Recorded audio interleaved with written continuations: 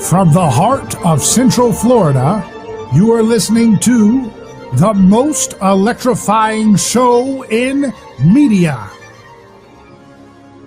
A Neighbor's Choice. I'm your host, your neighbor, David Gornoski. Glad to be with you once again here in Sunshine, Florida, where the problems we have, they're not that hard to solve. We've got to learn to roll up our sleeves and solve problems ourselves. We can't rely on tribalism, can't rely on groupthink, can't rely on that old sad song of partisanship to solve things. We have to get into the mix of things with what we call skin in the game. Skin in the game. And skin in the game can only happen when we stop using politics and our blame games that go along with that to get things done. Isn't that a novel concept? I think it's not so novel. Most of the things that you enjoy today were built by folks who weren't using politics so much as using skin in the game to solve problems, whether it's air conditioning, whether it's the combustion engine, whether it's penicillin. These things are done through creativity, through the pursuit of the truth in the natural world. And we, on this 21st century, have thought, you know what, we tried as much of that nice stuff as possible, and now the only thing we have left to do is divvy up power. And so it's a nihilistic fight for power to the end, unfortunately, for so much of people's imagination. It's a fight for whatever we can imagine to solve problems. We have to always find the answer in more coercion, more forced submission.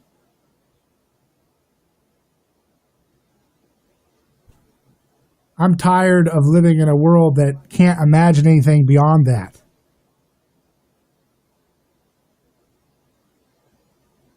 I'm tired of living in a world where we can not get past that knee-jerk appetite to divide and conquer. To say, okay, who are my constituent allies? I must create a coalition and then win a majority-takes-all contest by which we can then assert our will and punish our rivals. That doesn't sound like a civilized way of treating people. That doesn't sound like a kind way of treating our neighbors. How will that possibly turn out if we continue to rely on, well, wait till I go to the voting booth and vote for people to do things against my neighbors that I myself would not be allowed to do? That's where I'll get my solutions. If we keep relying on that myth, we'll continue to devolve into fighting, conflict, and the things that we enjoy today. Masked chaos. To mask or not to mask? That is the question many people ask. Why do we have to accept these false dichotomies? Why can't we say, yeah, wear a mask if you want to, show respect for those who are scared, but don't put the barrel of a gun against your neighbor to make them wear a mask. That's not going to result in anything you or your children want to live in. The kind of degradation of civilization that occurs when everybody's in a state of masked chaos. That we've gone that way before for thousands of years. What do you think Saturnalia Festival was? It was everybody wearing a mask. You lose your identity, and all bets are off about moral decorum and decency. And that would always culminate in a sacrifice. We don't want sacrificial violence to rev up in this time. We want to solve problems together. Together, we'll do it. But together doesn't mean together minus one. It means literally human beings endowed with personhood saying, you know what? I'm tired of politics. I've been taught that you're my enemy, but no longer will I leave that as the foundation. I will now enter into a foundation of mutual respect. One of the ways we're going to solve this malaise in our society, in our culture, is when we learn to get rid of forever wars. Today is Memorial Day. It's a day where we honor the fallen men and women. The day we honor those who sacrificed their lives for the preservation of the nation. So we take this time to remember them, remember the human beings who shed their blood. And to do that, we have a friend of the program, someone who fought and put skin in the game himself into foreign wars overseas. Danny Sjursen, how you doing? Oh, I'm great, David. Thank you for having me. Well, and great to have you again. You know, a lot of things have happened since we last talked, I think in D.C. or something, huh? It's been a lot of crazy stuff, right? Just a little. It's difficult to keep up, isn't it? Yeah, doesn't it feel like a lifetime ago when we were dealing with, just trying to end those quaint foreign wars? That was the only problem we had on our shoulders back then, Danny. That seemed like a monumental task in and of itself. And as I'm sure we'll talk about, when it turned out that this, pandemic and everything that it's supposed to imply wasn't enough to even be a blip on the forever war radar screen, or so far, that raised a whole bunch of other questions, didn't it? Right. Well, Trump tried to use the whole war thing. This is an enemy we have to fight. I don't think it really sold well, did it? It didn't. I mean, I guess in some circles there's a warlike attitude about this, but I think it's created more division than unity, this whole pandemic.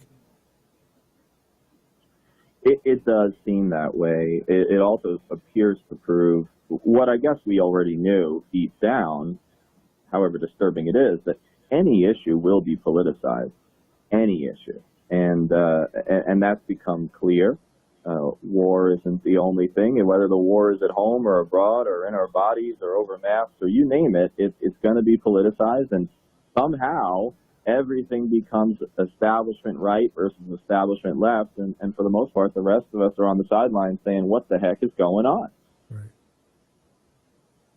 And so, now we have this time where we used to have this this constant talk that we need to end these forever wars, but yet we're not ending them. What's going on over there? I mean, we're going to talk a little bit about your experience overseas, but just from your perspective, you're a blogger, you're a writer, you're involved in a lot of different publications of different ideologies. How come we can never get past this constant call for ending wars, but no actual results? Well, I think there are a few reasons for that. The simple answer is that forever war is systemic, and it's taken on an inertia of its own. And in some sense, that sounds like a cliche or a platitude, but it really is the actuality of our situation. War, forever war, so long as the casualties, this is Memorial Day, right? So as long as the casualties remain below a certain threshold, and so long as we have a volunteer force and not conscription, it's the most bipartisan enterprise, or one of the few remaining bipartisan enterprises in the duopoly that remain. And so because war, through the use of machines, militias, and mercenaries, the reliance on those things, particularly in the last decade, war has become nearly invisible. It's as invisible of an enemy as, Trump calls the coronavirus and everybody else does. And so it can continue to operate at a low enough intensity for us, right, for our casualties, not so much for the people being bombed. It can run at that low intensity, level indefinitely.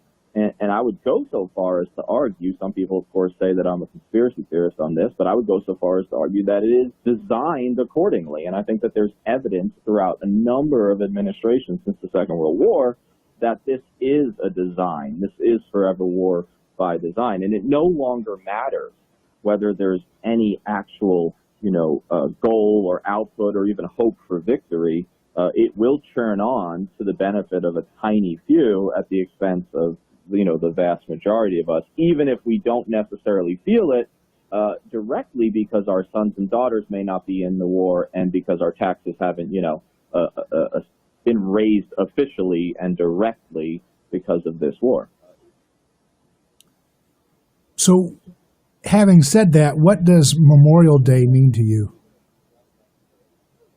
Well, Memorial Day is tough for me and a lot of veterans, of course. I'm not a singular entity at all. I find it to be, like Veterans Day, a wretched day in a lot of ways. Not because I don't, honor the fallen. I feel like I shouldn't have to say that, although the volume of hate mail in my inbox this morning since my article published about Memorial Day indicates that, of course, apparently I have to. My son is, who's 12 feet from me right now, is named after the first 3 soldiers to die under my command in Iraq. I mean, everyone honors the dead and the fallen and their brothers however they choose. However, I am sick of the vapid sort of vacuousness of the holiday. I think that Memorial Day has been mythologized and nostalgized and read back into history to mean, the Normandy invasion and the Battle of the Bulge in World War II, without any sense of, that generation has just all but died off. And the holiday and its sentiment and its concept and its remaining utility hasn't really been questioned in the wake of modern war, where there is this just immense disparity between the amount of folks we kill and the relatively few American uniforms the key word, soldiers that die over there. Now, of course, that shouldn't be misread, as it has been a lot today by, some of my detractors, who I love, to think that, that means I want more Americans to die, or that I don't think we should honor, the handfuls that continue to die here and there.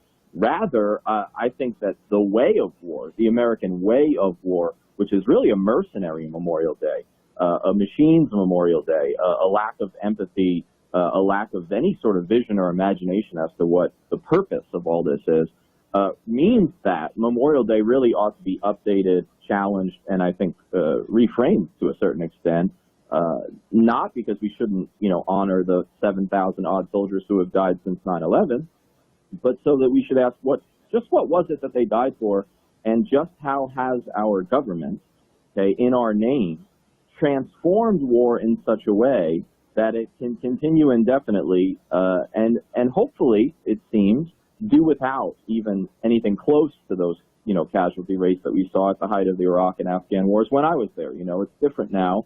And one would look at that and say, isn't it great? Isn't it great that a lot of Americans aren't dying anymore? And I would say, well, yes, on the surface, that is true.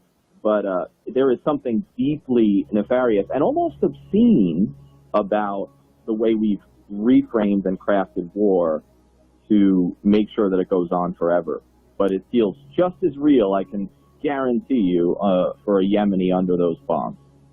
We're speaking with Danny Sjursen, reflecting on Memorial Day and the cost of human life and suffering.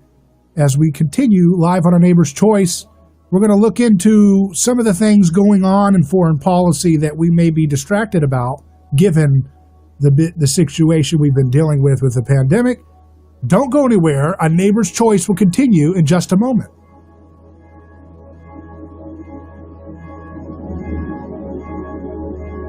A lawsuit is a devastating process for families. It can be an emotional roller coaster ride.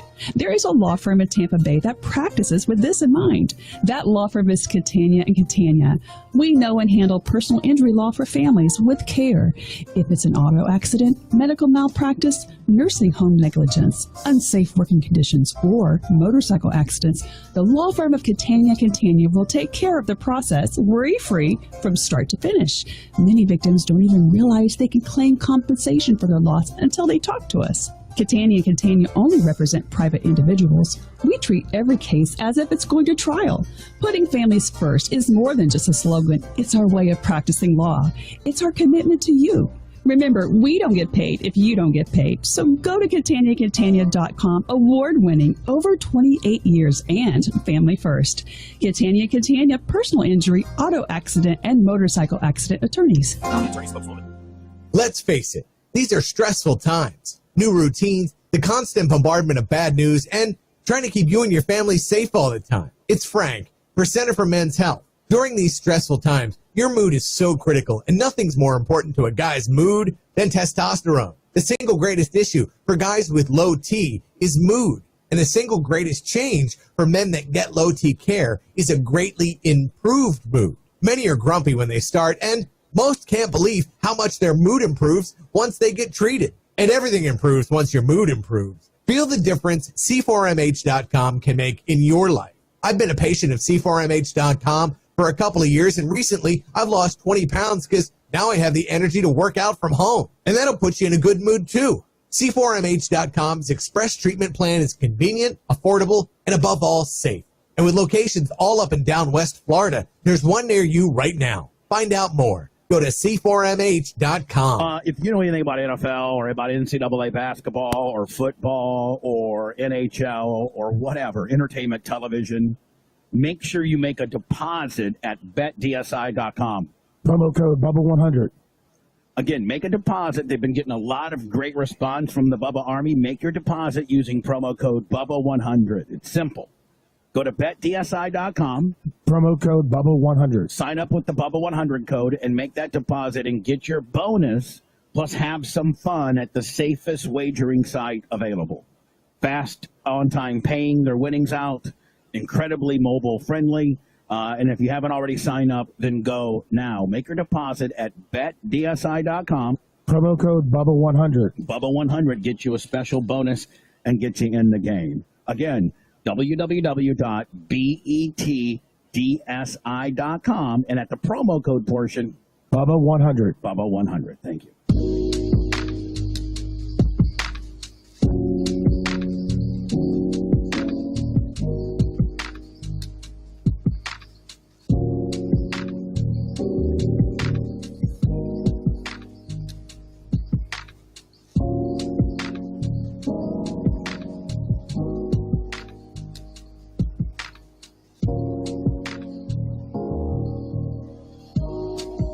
Welcome back to A Neighbor's Choice. This is David Gornoski, your host. Thank you for joining us. If you're listening to us in Radio Land on WHBO and News Talk Florida and Tampa Bay, make sure you save this signal. Join us every weekday for the best news analysis. We make news on this show because we bring people who are making stuff, doing things, skin in the game. And if you're joining us on News Radio WFLA Orlando, glad to have you as well. Once again, we've been with you guys for some time. And if you're joining on our podcast or live stream, make sure you share it with friends. We're talking about Memorial Day and what it means to us today. And we have a short segment here, but I wanted to ask Danny Sjursen, what are some of the different conflicts or foreign policy events taking place while we were busy with this pandemic we may not be aware of? Well, there's a number. We've been bombing 7 countries on the regular, since the Obama years. But in a couple of those places, there's actually been an escalation on one level or another during the pandemic, right? I like to call it the pandemic opportunism, right? And so, first of all, there's been the threats and the sanctions tightening and all the nonsense with Iran. And there was even an order sent by Mark Esper, the Secretary of Defense, to the general in Iraq, telling him essentially to create a plan to up the proxy war. But that's not even the worst of it, because so far, at least, that's, been mostly talk. We've put a literal bounty on the head of the Venezuelan President Nicolas Maduro. I'm quite certain that we had some role, at the very least knowledge, of the mercenary coup attempt farce that went on in Venezuela in early May, earlier this month. And, of course, there's a quasi-blockade of Venezuela, naval ships down there. This is old-school gunboat diplomacy. And then I just recently wrote about Somalia, a war that we've been involved in now for 18 years running. And, of course, before that, in other instances, most famous being the Black Hawk Down incident of 1993. But we've actually exponentially increased the bombing ever since Trump came to office, but more particularly this year. We're on a pace to, break the record of bombs dropped on Somalis. And, of course, the most interesting thing about that escalation to me is that AFRICOM, the command for U.S. troops in Africa, and the Pentagon didn't even feel obliged to provide an explanation for this escalation of bombing and killing, because I don't think they have one, and they also know that the American people are apathetic and distracted always, but especially now. And so they don't even owe us an explanation of, hey, what are we trying to accomplish? Is it possible to, defeat al-Shabaab, the purported Al-Qaeda group in Somalia, and can we actually have any influence in a positive way in this, local conflict, even though we never have before, right? So I think those are just three examples of the escalation of these ongoing campaigns. Yeah, and it seems like in each case, we're not actually motivated by any kind of coherent moral principle, are we? Oh, morals, no. I mean, the ethics of empire are problematic in the first place, if not contradictory, and most certainly the United States performs as an empire on the daily. We have different habits of empire, depending on the temporal space, right, depending on the phase of our history, but we're an empire nonetheless. Not only does there not seem to be any real ethical backing to what we're doing, there does not appear to be anything close to a coherent strategy. I would be very interested to just, see Pompeo, the Secretary of State, or Esper, the Secretary of Defense, go on television and actually clarify for us in like a 1 hour, give them an hour, right? Give them a whole hour. Clarify for us what is it that we're trying to accomplish. Give us any sense of some, waypoints along the way and evidence that perhaps we're getting there. And I don't think they could really do it. And of course, they don't even really, again, feel obliged to try. And I just don't see it. I just don't see them able to do it because, frankly, the notion of victory is now laughable. Okay, I still talk to enormous numbers of people still on active duty, and of course, even more veterans. And no one even, I'm talking pro-war folks, a lot of them, they don't even talk about victory anymore. They laugh at the idea. They're sort of resigned to the fact that this is just a job. I support my country. I fight these wars. But no one talks about winning anymore because no one knows what the heck that means. Yeah, that's something that's kind of passé. But yet what people are sold about in the heartland is the moral message. You sign up because of the moral might of what we're doing around the world. That's the main marketing pitch, isn't it? Oh, definitely. I mean, I think what happens is that nostalgia in the form of American exceptionalism comes to the fore. So you see this in the Iraq War, for example.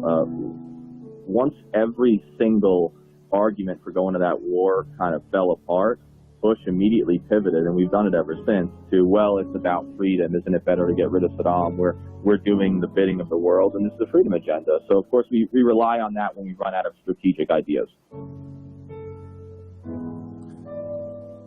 And yet, here we are, as you said, in more skirmishes around the world. We're fighting, I like the way you put that. Trump said we're fighting an invisible enemy with the virus, but in reality, we're fighting a lot of invisible wars around the world with our continual presence overseas, so much so that folks at home are barely aware of it. And what they are aware of, they seem rather apathetic or numbed out about caring. Well, let's try to investigate why we should care more. Here we are on Memorial Day, thinking about people who have died because of war, so we should take this time, at least today, if not every other day, but at least today, pause and think about the real cost of our foreign policy on human beings and their families. If not today, when will we stop and think? Have this holiday? Let's make it holy. Let's think about peace. We'll continue live on A Neighbor's Choice with Denny Sjursen as we unpack his experience as a veteran and understanding how war affects us all. Special report, coronavirus update. A Memorial Day visit today for President Trump to what's considered the birthplace of the Star-Spangled Banner, Baltimore's Fort McHenry, and a tribute from the president to military service in a time of coronavirus. Tens of thousands of service members and National Guardsmen are on the front lines of our war against this terrible virus, caring for patients, delivering critical supplies, and working night and day to safeguard our citizens. The president on Twitter earlier threatened to relocate the Republican National Convention if North Carolina's Democratic governor doesn't guarantee a full capacity gathering in August. 2 days ago, North Carolina saw its biggest daily increase in virus cases. The World Health Organization suspending trials of a malaria drug President Trump said he was taking. Another large study tied more deaths and heart trouble to hydroxychloroquine. I'm Jan Johnson. Every home has a to-do list. That leaky drain, bare spots on the lawn, repainting the trim. To finally get that to-do list done, call in a pro. Over the past 20 years, HomeAdvisor has connected over 100 million homeowners with trusted local pros. And during these times, we're making it easier than ever for great pros to join the HomeAdvisor network. For a limited time, home service businesses can get $200 in free advertising. Visit HomeAdvisor.com/start for details. That's HomeAdvisor.com/start.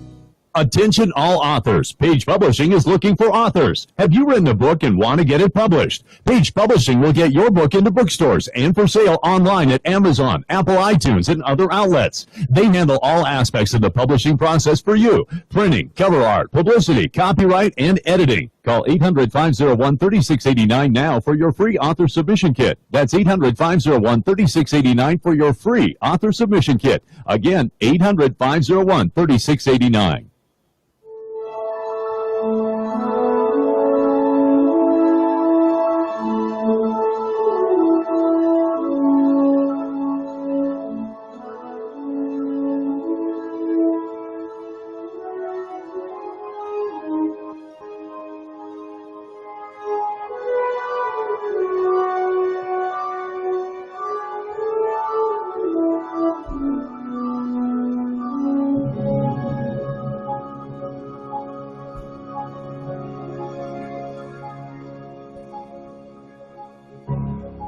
We're soaring high across Central Florida together. On A Neighbor's Choice, we're live. Glad to be with you. Thank you for spending this time with us on Memorial Day as we reflect on the true cost of war and how we can honor those who have died in past wars. To do that is veteran Danny Sjursen. He's with me. He's a columnist. And Danny, where can people find your work? You're everywhere. I mean, you just got to Google your name. You're all over the place. But what's your entry point into your content? Yeah, I would say the two best ways in. I do a Tuesday morning column at antiwar.com. That's every week. But if you go to my website, skepticalvet.com, that's the best way because I do write for a variety of publications and they all pop up there. So yeah, skepticalvet.com. And how has the reaction been to your articles from the veterans who've engaged you overall? Well, it's interesting. It has changed over the years. I wrote my book first, which I think is kind of the opposite way you're supposed to do it. My first book in 2015, and then I've been doing columns ever since with greater frequency. I've seen the responses change. The best way I could describe it is that in the beginning, when Obama was still president, the sense was very defensive among certain veterans, especially more sort of Republican Party leaning, I guess, mainstream or establishment Republicans. The idea being that, I was too, somehow pro Obama or something, which of course I wasn't. I always critiqued him, but I got a lot of pushback saying, being anti-war is sort of like being anti America, or most of my vitriol came from the veteran right. That has changed, and I think this is instructive upon the election of Trump, because folks think that I'm not hard enough on him because I also attack Biden and Obama, and I constantly talk about the systemic problem of forever war. So suddenly, on the occasions when I say, hey, Trump's not all wrong about what he says, even though he often doesn't follow through, as I know, I've actually started getting almost all of my hate, not just from veterans, but in general, from the mainstream sort of MSNBC, DNC inflected left, which is fascinating. But, for example, overall, I have seen more veterans turn skeptical and critical of the wars and more active duty folks. And so I'm getting a higher percentage, I would say, 2-to-1 positive reactions from veterans than negative. And I would say that was probably inverted even 3 years ago. And also my former students, who of course I can't name because they're lieutenants out in the Army at West Point, my former cadet students, and folks that I still know on active duty, peers and others, they have been not really leaking to me, but sort of, messaging me, sometimes from the war, and basically saying, look, a lot of people feel the way you do and more than ever. And I think that there are rumblings of dissent within the force, even still serving members, because after 2 decades, look, these aren't stupid people. It doesn't matter how educated they are, what their degrees say, or if they're a private or a general. In some senses, I think the privates have a better earthy sense of what's going on than the generals in the Pentagon. But, folks aren't dumb. They can sense that this is forever, this is endless, and that they are not seeing victories, and no one's really painting for them a picture of what it is they're supposed to accomplish. And that, I think, is, we talked about ethics earlier, that's immoral, I think. So, to ask folks to fight a war when you don't really even as a policymaker, you don't think you can win. And that's not even the goal in any real sense. That's obscene. And I think that's I wrote an article one time that was kind of along these lines called "The Flag as a Coffin Veil," because we use the flag and we imbue it with sacredness, but behind that flag oftentimes is the body of someone who was slain, and they didn't need to be killed. And I'm reminded of the Johnny Cash song, Man in Black, about I wear this for the thousands who have died, believing that the Lord was on their side. I wear this for the other thousands who have died, believing that we all were on their side. And I think he reveals something there which we need to think about, which is we say it's for God and country, but in reality it's just us that are pushing these people into wars they shouldn't be in and risking their lives. It's not some grandiose scheme of God. God doesn't demand sacrifice. It's the crowd. It's us. We all is the Lord, right? The Lord is what we say to our young. Oh yeah, you're doing the Lord's work. Go off and fight these wars. But really, the thousands who have died told that they're on God's side are actually, it's not God's side. God doesn't desire people to die and go off in wars they shouldn't be in. It's us. We're the ones that want it, but we project it off into the sky, or we project it off into the grandiose terms like democracy, right? Or the people's will or something. Well, America has developed a sort of messianic civic religion of sorts. I agree. Everyone who's ever died in war thought they had God on their side, or were told they did. This is interesting and important what you're bringing up. I mentioned in my column at Mother Jones today, who I don't normally write for, but they published an op-ed, joint op-ed I wrote with State Department whistleblower and former Marine veteran Matt Ho, great activist and veteran. And, I said at one point, I said, some people are going to think it's impolite of us, to question the value and the ethics of Memorial Day, and that they're going to, think it's impolite for us to do that because of the sacrifices of, those flag-draped coffins. And what we said is we thought it would be obscene not to use that word again. And I still really do agree with what we wrote. And what I mean is, this is all done in our name. And I put like a capitalized O on that. We may not have a draft. We may not have a direct war tax, although we certainly have a war debt. We may not directly have this on the news constantly or really engage our citizenry at all. But we must not forget that the mob, you mentioned the people, right? The mob is God in a sense, in terms of this is done in our name. This is done because we haven't stopped it. Now, not that it's easy to do that, right, in our system, but we are all culpable in the deaths of civilians and foreigners, and the deaths of our own soldiers. And I really do think that it is an ethical crisis at the root. And I don't mean to be hyperbolic there. I think it's an ethical crisis at the root of our republic, or what's left of that small r, to wage forever wars and not really explain to the people or to the soldiers what exactly this is all for. No one even tries anymore. That's an Orwellian sort of moment, when you can just switch enemies, for example, the way they do in the book 1984, and the way we've done repeatedly. And of course I can give examples if you want.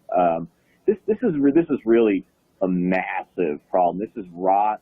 This is a disease that's as bad, and it's going to last a lot longer than the coronavirus. And it's a disease that's really infected the body politic and society. It's obscene, and it's really awful.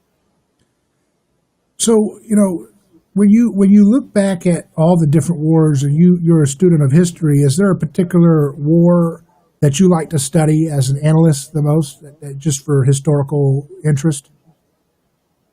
Well, I'm a hyper geek, and I'm a little bit manic as a reader ever since I was a little kid. I remember one summer when I was 7, I took every single book about Custer and the Little Bighorn out of the Staten Island branch of the local library, right? I mean, like 30 books, and read them all. I was a weird little kid. But so my point is that I run in and out of interest, like I'll go in phases. Recently, to be frank, I've really, and a lot of my articles have shown this, I've been really interested in imperial history, high age European imperial history, specifically in Africa. So I've really been studying from, the late 19th century up to the decolonization of the last Portuguese colony in 1975. And I've been looking at those wars, particularly in southern Africa surrounding apartheid. And I've really been particularly interested in some of the parallels to the way those failing empires, right, even if they didn't see it at the time, those flailing and declining empires of Europe, sort of the way they tried to hold on and some of the symptoms of the rot. And I think that there are scary parallels. All historical analogy has to be taken cautiously, right, because no two situations are exactly the same, and there are no, like, hard set lessons in history. However, there are aspects domestically as well as internationally as to what happens to these, falling empires that called themselves republics. We should remember they all did call themselves that, or democracies. There are things that happen when that empire comes home. There are diseases that I mentioned that sort of infect the society, and we've seen this before. We were often on the wrong side of history in those cases, sort of supporting those failing European empires, so long as they said they were anti-communist, or today it's anti-terrorist, right? You just pick your Orwellian enemy, and this is really something I've been particularly interested in. And then, for readers who are interested and want to follow my work, in the next month or two, and I've already started, I'm going to be diving into sort of the proxy wars in Central America and shifting my topic. And the reason for that partly is because I'm fascinated by what happened in Venezuela and truly believe that it's indicative of our history and very much of a piece with the American way of war. So there's a lot of subjects, and those are just two.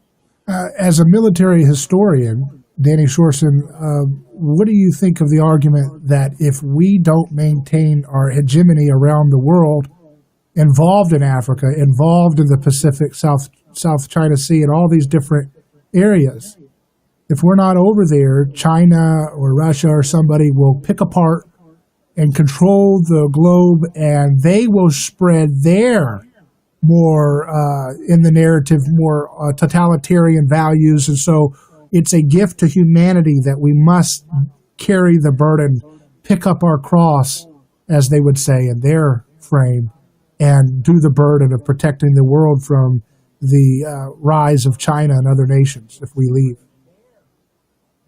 It's a very important question and a very important argument that I constantly have. It's probably the number one question I have to answer from my detractors.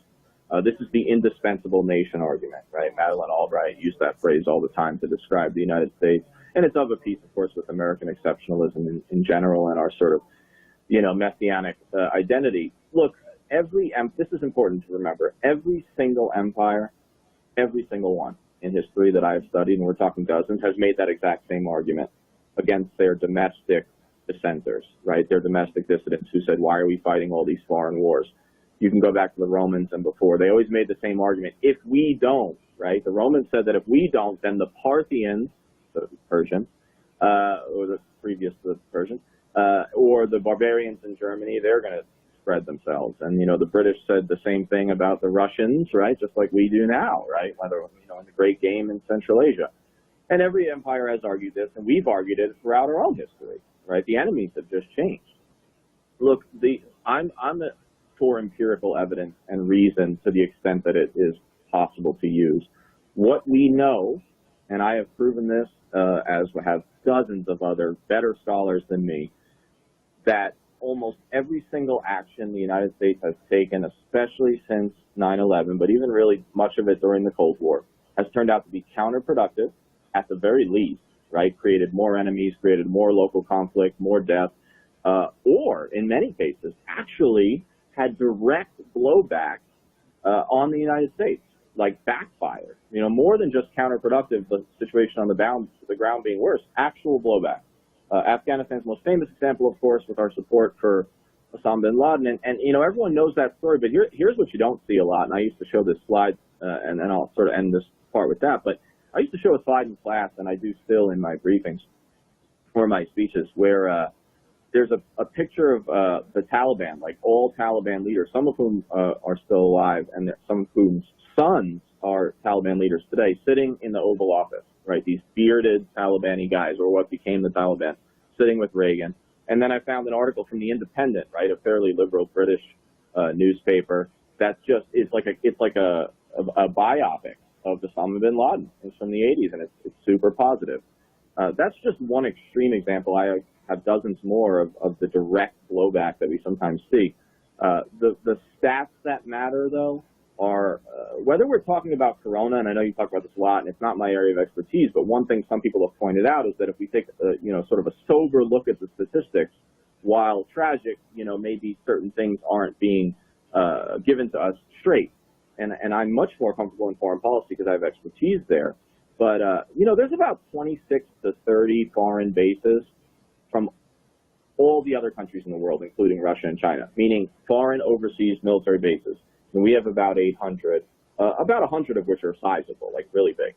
And look, the idea that China is coming for your kids or Russia is coming for your kids is belied not only by the fact that all of their internal, manifestations of policy and publications say that they're not trying to do that, but also their actions and their capabilities. Both of these countries have, certainly China has a rising economy, but from a geostrategic perspective, there are huge limitations to what they're capable of. So a lot of this is alarmism. That's my point. We're speaking with Danny Sjursen. He is the author of skepticalvet.com. We'll continue to unpack the cost of war. Don't go anywhere. Stay with us.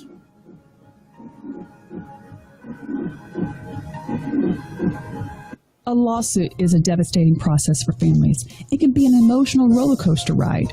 There is a law firm in Tampa Bay that practices with this in mind. That law firm is Catania & Catania. We know and handle personal injury law for families with care. If it's an auto accident, medical malpractice, nursing home negligence, unsafe working conditions, or motorcycle accidents, the law firm of Catania & Catania will take care of the process worry-free from start to finish. Many victims don't even realize they can claim compensation for their loss until they talk to us. Catania & Catania only represent private individuals. We treat every case as if it's going to trial. Putting families first is more than just a slogan. It's our way of practicing law. It's our commitment to you. Remember, we don't get paid if you don't get paid. So go to CataniaCatania.com, award-winning, over 28 years, and family first. Catania & Catania, personal injury, auto accident, and motorcycle accident attorneys.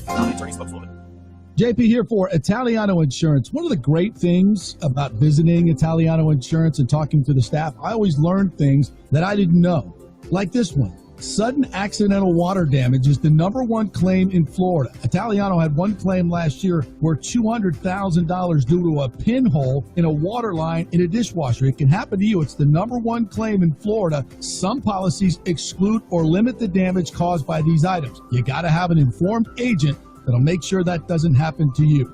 Price is not the most important factor in choosing your insurance. You got to make sure you get replacement value, not actual value, on your items. All these type of tidbits are things you're going to learn from the great folks at Italiano Insurance and can save you tens of thousands of dollars if something were to happen. So give them a call at 813-877-7799 or go to ItalianoInsurance.com.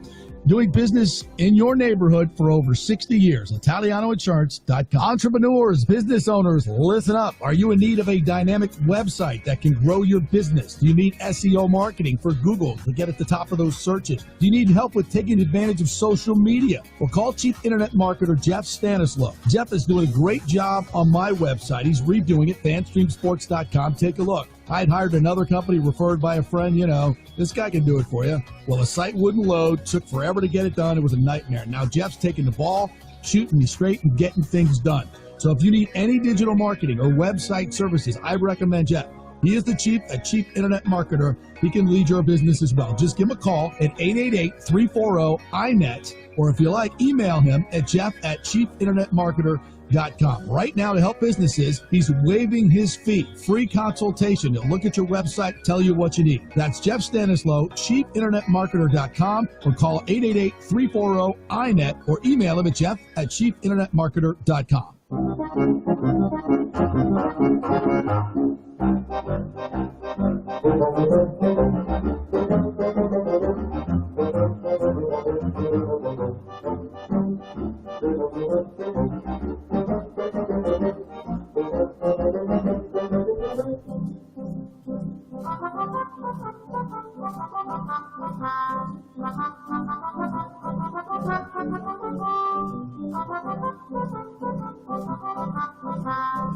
Welcome back to A Neighbor's Choice.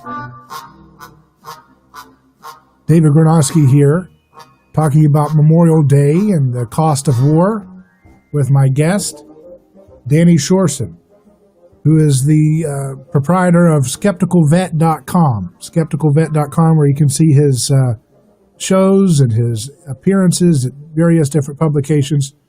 And Dan, I know you're a military historian, and I know you did some comments on the War of 1812. Any thoughts on that war? That's a war that doesn't get a lot of attention in the history books.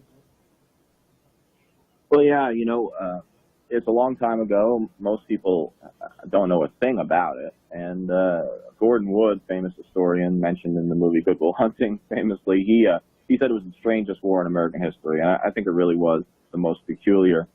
But it's not just a war that is interesting because of these funny facts or, obscurities.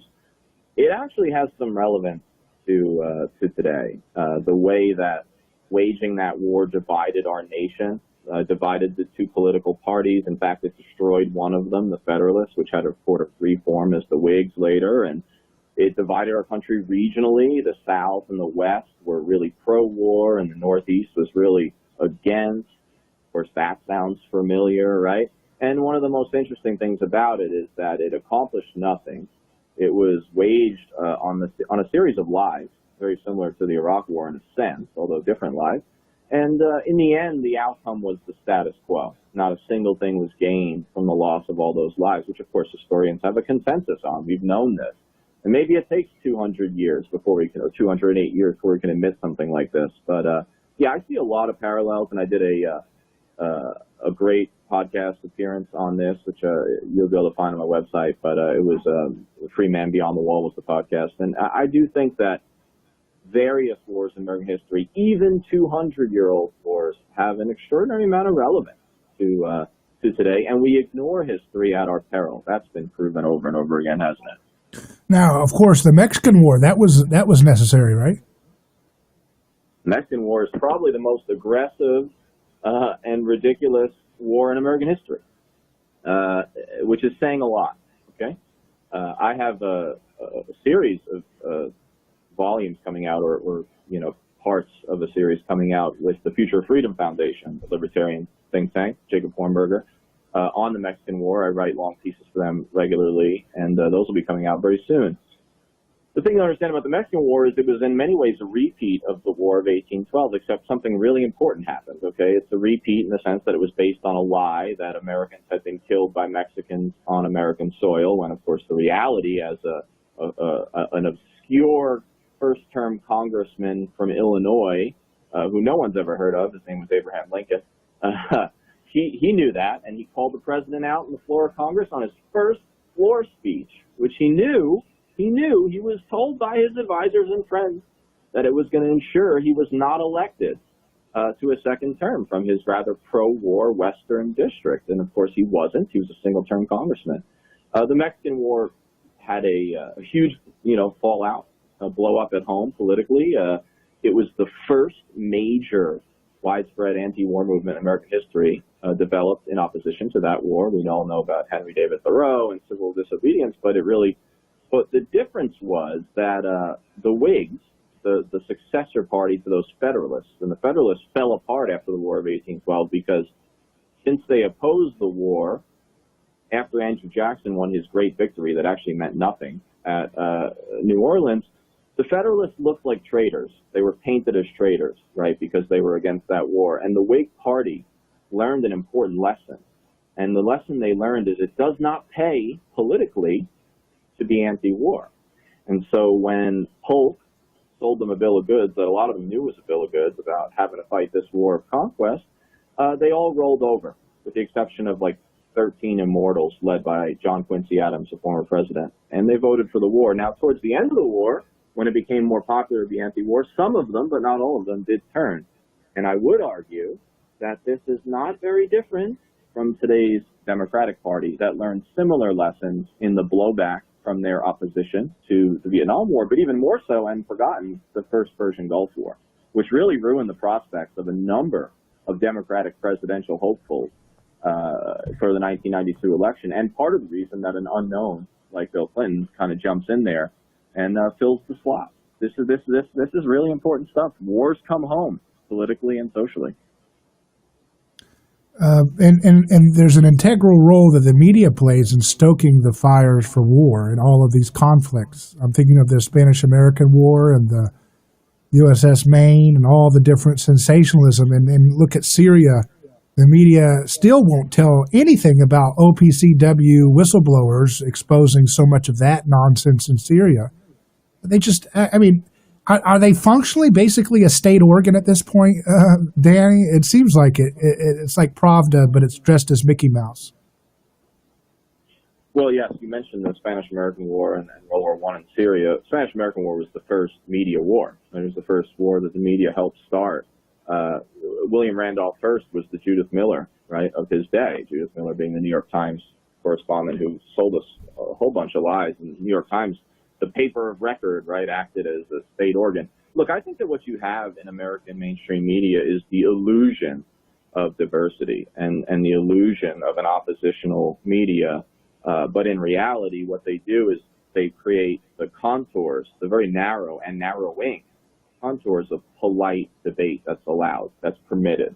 And if you step outside of that and you ask questions like you mentioned about Syria and the white helmets and Russia's role or lack thereof and what we're trying to achieve, and is there such a thing as moderate rebels, right? All these things. If you question that, then you're lumped in with, like, Alex Jones or something, right? You're a nut, you're a conspiracy theorist, because the mistake you've just made is you've stepped outside the bounds of polite permitted debate and the illusion, right, of oppositional media that the current press provides you. And I mean, and that's why I think in some sense you do what you do and I do what I do, and neither of us is going to be on MSNBC or Fox tonight, right? Well, I think in 2030 or 40, maybe they won't have as much influence as they have now. So let's just keep building the new media landscape. How about that? I'm with you. I think that they are losing ground, and what we're doing is having an effect. And sometimes you got to play the long game, and I hope we are. And I'm just glad to do shows like this, man. Hey, well, thanks for coming on. I appreciate you spending this holiday with us and getting the good word out.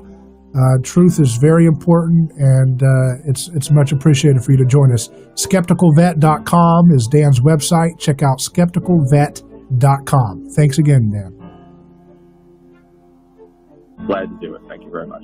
A Neighbor's Choice will continue in just a moment. Remember, Memorial Day is a time of reflection on the cost of war.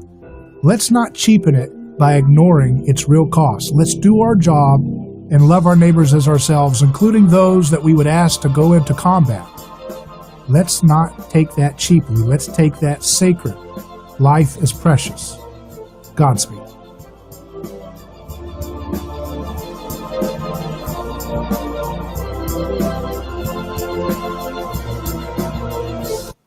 Your home for news, talk, and